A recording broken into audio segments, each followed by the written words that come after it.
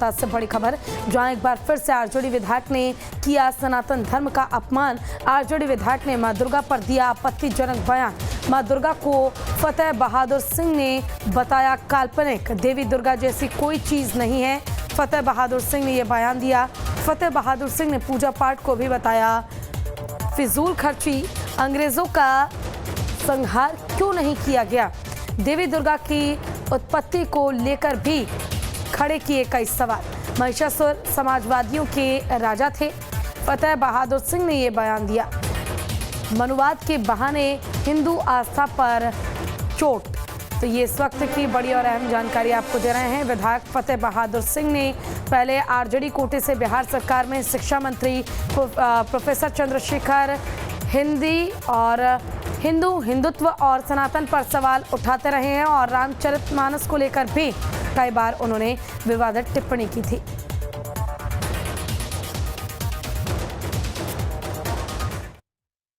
मेरे पास साक्ष्य है, अगर दुर्गा जी या हमारे देश में मनुवादियों के अनुसार 33 करोड़ देवी और देवता हैं, लेकिन जब भारत गुलाम हुआ, जब ब्रिटिश गवर्नमेंट भारत में आया और भारत को गुलाम बनाने का काम किया, उस समय भारतीयों का संख्या जो था 30 करोड़ था और देवी देवताओं का संख्या भारतवर्ष में 33 करोड़ था।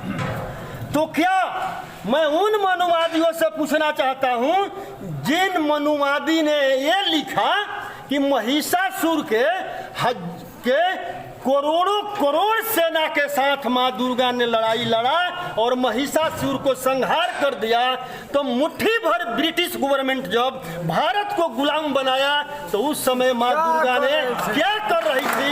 10 हाथ का औजार कहाँ था? और इस समय तो और औजार का आविष्कार हो चुका था, तो मां दुर्गा ने ब्रिटिश गवर्नमेंट को संहार करने का काम क्यों नहीं किया? ये ग्रंथ जो है ये कब लिखा गया? जो मनुवादियों का ये धारणा है, तो इस ग्रंथ को कब लिखा गया और दुर्गा का जो है उत्पत्ति कब हुआ? मेरा ये मनुवादियों से मेरा यही सवाल है कि अगर दुर्गा जी ने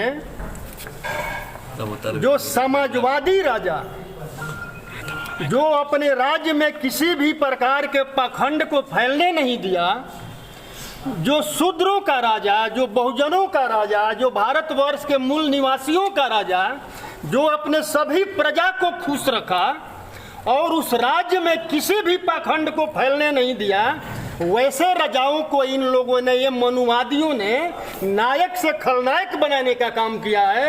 यही मेरा जो है लड़ाई मनुवादियों के साथ है। चलिए, इसी पर चर्चा के लिए हमारे साथ आरजेडी विधायक फतेह बहादुर सिंह जी जुड़ गए हैं। फतेह बहादुर जी, सबसे पहले तो आपका बहुत बहुत स्वागत है न्यूज स्टेट बिहार झारखंड पर। जी धन्यवाद जी।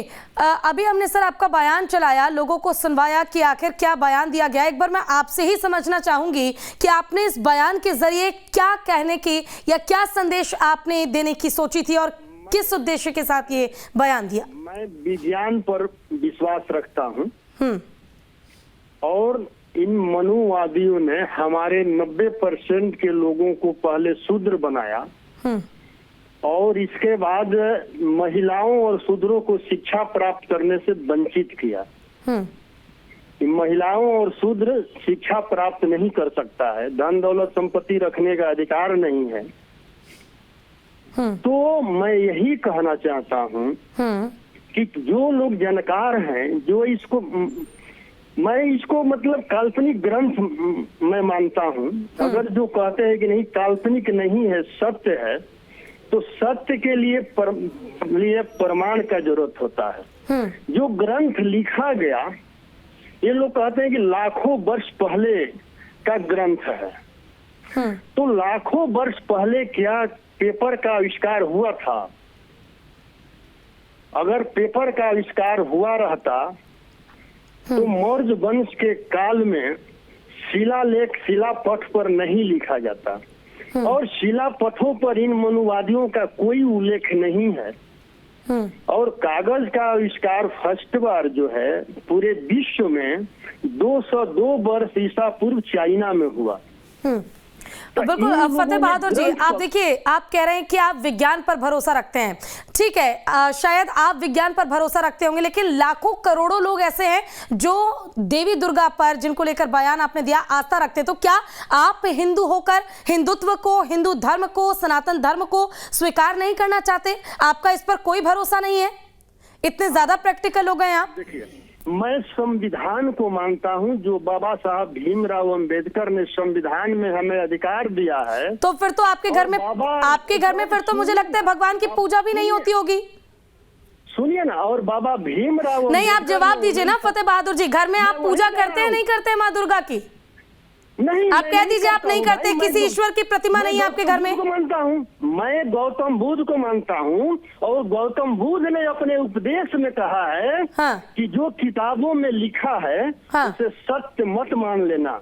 जिसको कुछ लोग कह रहे हैं उसको भी सत्य मत मान लेना, जिसको बहुत सारे लोग कह रहे हैं उसको भी सत्य मत मान लेना, जिसको तुम सत्य समझते हो। अच्छा, तो ये मैं आपसे समझना चाहूंगी फतेह बहादुर जी कि आखिर मनुवादियों के खिलाफ ये जो मुहिम चलाने की कोशिश की आपने, या उनके खिलाफ जो लोगों को जागरूक करने की कोशिश की, ये आपको अचानक से याद क्यों आया? अच्छी खासी उम्र हो गई है आपकी, आपको पहले ही मुहिम शुरू करनी चाहिए थी, लेके निकलते आप अपने साथ 4 लोगों को।